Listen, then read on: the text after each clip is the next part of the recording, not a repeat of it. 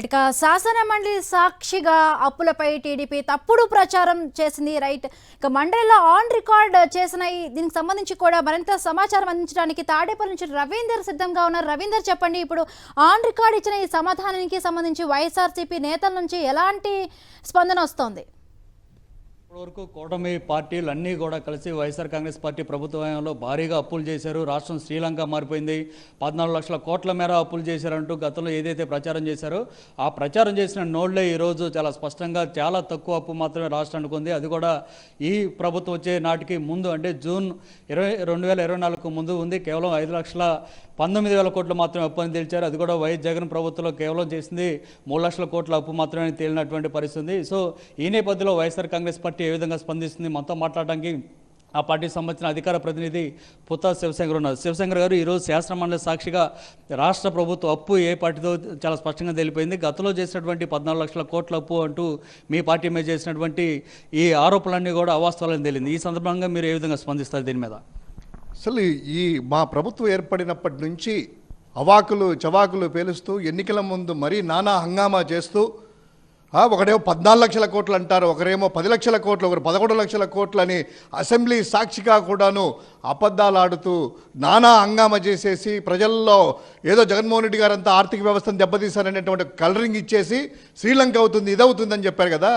ఈరోజు మీరు చెప్పినటువంటి మాటలన్నీ కూడాను సత్యదూరాలని అసెంబ్లీ సాక్షిగా, ఎందుకంటే బయట ఏదో కూతలు కూయొచ్చు కానీ నా కారు కూతలు లాంటివి ఏదైనా అబద్ధాలు ఎన్నైనా కూడాను ఈరోజు శాసనసభ సాక్షిగా అసెంబ్లీలో మీ మంత్రి, ఆర్థిక మంత్రి అక్షరాల సభ్యులున్నటువంటి యొక్క ఆ ప్రశ్నకు సమాధానంగా అప్పుల గురించి మీరు చెప్పినటువంటి లెక్కల ప్రకారము ఆంధ్రప్రదేశ్ రాష్ట్ర అప్పు మొత్తము మీ హయాంలో, అదేవిధంగా రాష్ట్రం విభజనప్పుడు వచ్చినటువంటి క్యారీ ఫార్వర్డ్ అయింది. తర్వాత జగన్మోహన్ రెడ్డి గారు చేసినటువంటి అప్పు 5,19,192 కోట్లు మాత్రమే ఈ ప్రభుత్వం చేసింది ఇంతవరకు అనేటువంటిది కొత్త రాష్ట్రం ఏర్పడిన తర్వాత వచ్చినటువంటి పాత అప్పులతో కలుపుకొని.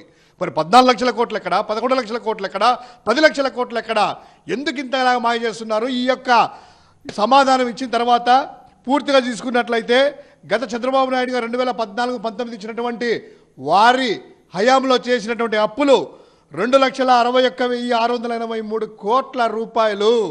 అదేవిధంగా ఉచిత విద్యుత్కి బకాయిలు పెట్టినటువంటి అవన్నీ కాక వారు చేసినటువంటి అప్పులు, తర్వాత వైఎస్ జగన్మోహన్ రెడ్డి గారు వచ్చిన తర్వాత 2 సంవత్సరాలు కరోనా వచ్చా కూడా, తర్వాత వెల్ఫేర్ స్కీమ్స్, నవరత్నాల స్కీమ్స్ ద్వారా ప్రతి స్కీము అందించి చేసి డైరెక్ట్ బెనిఫిషరీ ద్వారా ఇచ్చిన తర్వాత కూడాను ఈ అప్పు ఎంత అంటే మీ మైనకే, అంటే 3 లక్షల కోట్ల రూపాయలు మాత్రమే వైఎస్ఆర్ కాంగ్రెస్ ప్రభుత్వ హయాంలో చేసింది.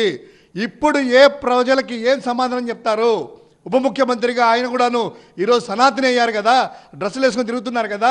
లోకేష్ గారు అయితేనేమి, పురంధరేశ్వర్ గారు అయితేనేమి, అదేవిధంగా చంద్రబాబు నాయుడు గారు ఖచ్చితంగా ప్రజలకి బహిరంగ క్షమాపణ చెప్పాలి. మేము ఆడినటువంటి మాటల అబద్ధాలని మా మంత్రే చెప్పారు. వారి యొక్క ఆర్థిక శాఖ మంత్రి పయ్యావుల కేశవులు గారే ఈరోజు మండల సాక్షిగా చెప్పినటువంటి దీన్ని ఆధారం చేసుకొని శాసన మండలికి, ఆంధ్రప్రదేశ్ రాష్ట్ర ప్రజలకి, వైఎస్ఆర్ కాంగ్రెస్ పార్టీకి, జగన్మోహన్ రెడ్డి గారికి బహిరంగ క్షమాపణలు చెప్పాలి. అదేవిధంగా ఎల్లో మీడియాకు కూడాను ఇష్టం వచ్చినటువంటి రీతిలో రాతలు రాశారు కదా, 14 లక్షల కోట్లు అది ఇదని. ఈరోజు ఆర్థిక మంత్రి ఇచ్చినటువంటి ఈ యొక్క సమాధానాన్ని యాజ్ ఇట్ ఈజ్గా దాన్ని రేపు ప్రచురించాలి, ప్రజలకి క్షమాపణ చెప్పాలని వైఎస్ఆర్ కాంగ్రెస్ పార్టీ డిమాండ్ చేస్తూ ఉంది.